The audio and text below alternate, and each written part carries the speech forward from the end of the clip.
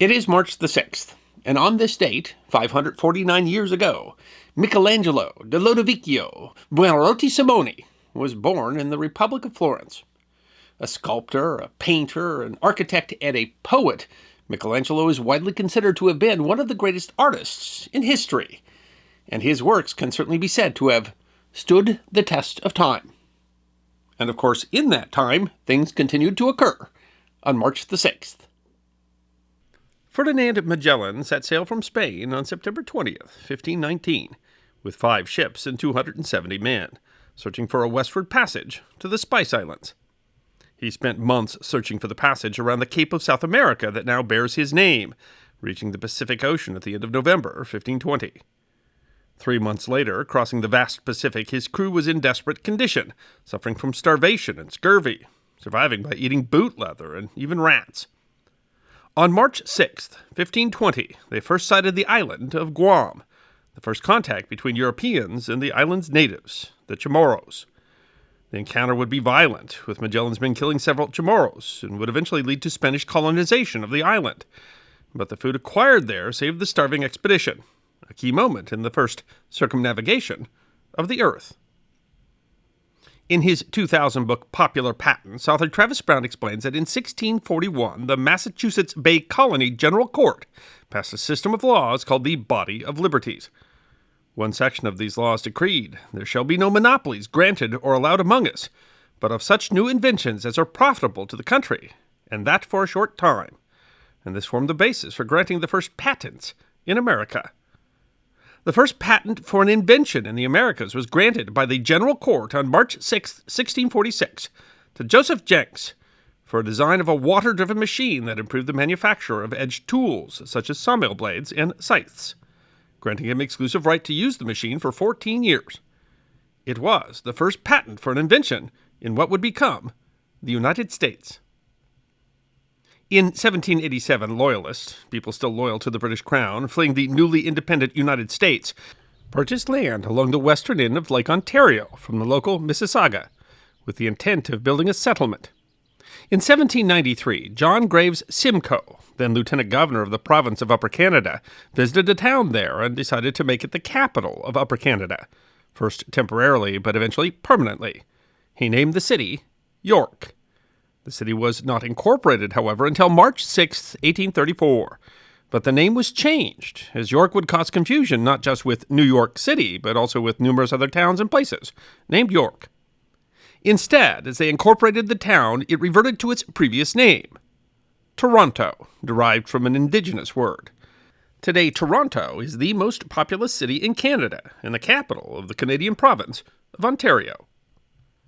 The Texas Revolution began October 2nd, 1835. A rebellion by Anglo-American immigrants and Hispanic Texans, or Tejanos, together referred to as Texians, was part of a larger rebellion against the centralized Mexican state.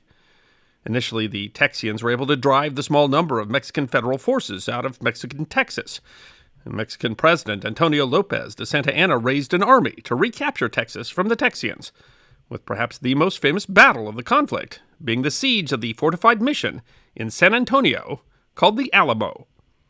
After a 13-day siege on March 6, 1836, Santa Anna's army of some 2,000 overran the fortification defended by less than 300 Texians, killing most of the defenders.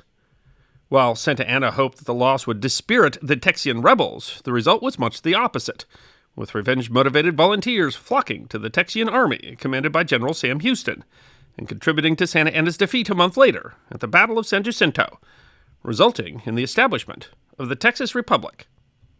Although a relatively small battle on its own, the Battle of the Alamo has had an outsized impact on American identity and culture, seen as a brave last stand, a North American Thermopylae. The battle has been the subject of 16 movies since 1911. The magazine Texas Monthly wrote in 1991, "No generation since 1911 has been without an Alamo movie of some sort." In another twist, when the rebellion began, Santa Anna decreed that all foreigners who might be caught under arms on Mexican soil should be treated as pirates and shot. So those that defended the Alamo, including famous frontiersman and former Congressman Davy Crockett, were officially pirates. Because don't all good stories involve pirates? In 1818, Missouri, part of the land acquired in the 1803 purchase of the Louisiana Territory, applied for statehood. This produced a notable problem in that the Missouri Territory had been largely settled by slaveholding planters, and the state applied as a slave state. Not only were northern states simply opposed to expanding slavery into the Louisiana Territory, the admission into the Union of a slave state would have meant upsetting the balance of power between free and slave states' representation in Congress. The issue was finally settled when Maine, formerly a part of Massachusetts, sought admission to the Union as a free state. The Compromise of 1820 allowed Missouri's admission as a slave state and Maine's admission as a free state, thus maintaining the balance of power in Congress. In addition, in order to settle the issue of expansion, the compromise stipulated that slavery would be prohibited in further lands of the Louisiana Territory north of the 3630 parallel. The compromise was passed by Congress on March 3rd and signed by President James Monroe on March 6, 1820. The prohibition on slavery above the 3630 parallel was repealed with the 1854 Kansas-Nebraska Act, but that was not the end of the issue. On March 6, 1857, the United States Supreme Court made a final ruling in the case Dred Scott v. Sanford. Enslaved black man Dred Scott and his wife Harriet had sued for their freedom, as they had been taken as enslaved people to free territories, which they argued should have resulted in their emancipation. In a 7-2 decision, the United States Supreme Court ruled that enslaved people were not citizens and thus could not expect protection from the U.S. government or its courts. Moreover, the court ruled that the federal government had no authority to ban slavery in federal territories, thus nullifying the 1820 Missouri Compromise. If the goal of the court was to settle the issue of slavery that was dividing the nation, they certainly failed. The decision outraged abolitionists, exacerbated regional tensions, and is seen as a key driver leading to the Southern secession and the U.S. Civil War. While the process of categorizing the known elements is as old as the study of science, the modern periodic table, which arranges elements in rows and groups showing the relationship between elements, is, according to the American Chemical Society, widely regarded as one of the most significant achievements in science. The Society explains that many scientists worked on the problem of organizing the elements, but Dmitri Mendeleev published his first version of the periodic table in 1869 and is most often credited as its inventor. Mendeleev first published his table to the Russian Chemical Society in a presentation entitled The Dependence Between the Properties of the Atomic Weights of the Elements. That presentation was made on March 6, 1869. The city of Detroit, Michigan is commonly called the Motor City, owing to the predominance of automobile manufacturing there. But until 1896, that city, which would become Motor City, had no motor cars. That is until mechanical engineer and tinkerer Charles Brady King attached a one-cylinder gasoline engine to a carriage and drove his device about town. The first motor car in Motor City made its debut on March 6, 1896. The Detroit Free Press wrote of the event, "The first horseless carriage seen in this city was out on the streets last night. It is the invention of Charles B. King, a Detroiter, and its progress up Woodward Avenue at about 11 o'clock caused a deal of comment, people crowding around it so that its progress was impeded. The apparatus seemed to work all right, and went at the rate of 5 or 6 miles an hour at an even rate of speed." The National Biscuit Company was formed in 1898 when competitors American Biscuit Company, New York Biscuit Company, and United States Baking Company merged. On March 6, 1912, the company introduced a new cookie intended to compete with a cookie called Hydrox, made by competitor Loose Wiles Biscuit Company. The new cookie was an obvious clone of Hydrox, described as 2 chocolate-flavored wafers with a rich, creamy filling. They called the cookie, for reasons that have never been definitively explained, Oreo. Today, Oreos are the top-selling cookie in the world, selling more than 60 billion annually. Beginning in 1930, a series of bank panics led to the failure of hundreds of banks in the United States. To stem the tide, at 1 a.m. on Monday, March 6, 1933, just 3 days after having been inaugurated, President Franklin Delano Roosevelt issued Proclamation 2039, ordering the suspension of all banking transactions. This national pause in banking followed similar efforts in the states, efforts that had not only largely failed to stop the bank failures, but had actually served to spread the panic. The Roosevelt pause, however, worked. When banking reopened in New York banks on March 13th, deposits exceeded withdrawals. The success of Roosevelt's pause is largely attributed to Congress passing the Emergency Banking Act, which allowed Federal Reserve banks to issue additional currency to banks with good assets to cover legitimate calls. In essence, it guaranteed bank deposits. The Bank Pause and Emergency Banking Act ended the bank deposit crisis that had plagued the Great Depression. In 1933, University of Iowa gymnasts George Nissen and Larry Griswold built a device using rubber springs, inspired by safety nets used by circus trapeze artists. In 1941, Nissen sought a patent for his device, which finally was granted on March 6, 1945. It was the patent for the first modern trampoline. Nissen became a champion for the use of trampolines in sports and leisure. Joseph Stalin, leader of the Soviet Union, died following a cerebral hemorrhage on March 5, 1953, having been in a coma since March 1st. The following day, March 6th, Georgy Malenkov, a close ally of Stalin who was intimately tied to the party purges of the 1930s, succeeded Stalin as premier of the Soviet Union. During his tenure, he was forced to share power with Nikita Khrushchev, first secretary of the Communist Party. His support for cuts in the military spending led to his downfall, being removed from office in 1955 after being accused of abuse of power. In 1957, he was part of a group who tried unsuccessfully to depose Khrushchev. He was stripped of his offices and died in obscurity. On April 16, 1962, journalist Walter Cronkite became the anchor of the CBS nightly news program. Over the next 19 years, the website Biography explains, the hallmarks of his style were honesty, impartiality, and level-headedness.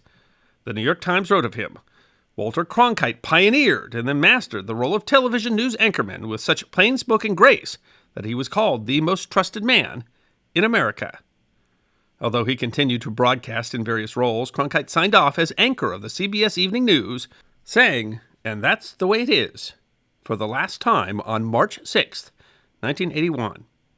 The New York Times said of his time on Evening News, 1962 to 1981, Mr. Cronkite was a nightly presence in American homes, and always a reassuring one, guiding viewers through national triumphs and tragedies alike, from moonwalks to war, in an era when network news was central to many people's lives. He became something of a national institution, with an unflappable delivery, a distinctively avuncular voice, and a daily benediction, and that's the way it is. He was Uncle Walter to many, respected, liked, and listened to. In 1987, the ferry Herald of Free Enterprise, with a crew of 80, was leaving the Belgian port of Zeebrugge, headed for Dover, carrying 459 passengers, 81 cars, 3 buses, and 47 trucks. Less than 2 minutes after leaving port, the ferry, operated by the ferry group Townsend Thoresen, capsized, resulting in the death of 193 people. An inquiry determined that the ferry's crew had failed to close the ferry's bow doors. The Baltimore Sun reported that the disaster, which occurred in a calm sea and within sight of land, was the worst in the history of cross-channel ferrying. The NASA probe called Dawn launched September 27, 2007. Described as NASA's first truly interplanetary spaceship, Dawn was the first probe that would orbit 2 different celestial bodies, one an asteroid named Vesta and one a dwarf planet named Ceres. NASA's Jet Propulsion Laboratory writes, thanks to its ion propulsion system, Dawn is the only spacecraft ever to have the capability to orbit 2 extraterrestrial destinations. The 9th mission in NASA's Discovery program, studying the 2 large bodies located in the asteroid belt, described as contrasting protoplanets, was intended to help answer questions about the formation of the solar system. Dawn entered orbit around Vesta in August of 2011 and departed September 5, 2012. Dawn completed its interplanetary journey and entered orbit around Ceres on March 6, 2015, becoming the first space probe to visit a dwarf planet. While its hydrazine fuel is expended and its mission ended in 2018, NASA writes that engineers designed Dawn's final orbit to ensure it would not crash for at least 20 years, and likely continuing orbiting the dwarf planet for decades longer. And that's just a few of the events that occurred in history on March the 6th. While Michelangelo was born on March the 6th, 1475, professional basketball player Shaquille O'Neal was born on March the 6th, 1972. Both of them masters of their art. And in all the time in between the two, so much history. I hope you enjoyed watching this episode of The History Guy, and if you did, please feel free to like and subscribe and share The History Guy with your friends. And if you also believe that history deserves to be remembered, then you can support The History Guy as a member on YouTube, a supporter on our community at Locals, or as a patron on Patreon. You can also check out our great merchandise shop or book a special message from The History Guy on Cameo.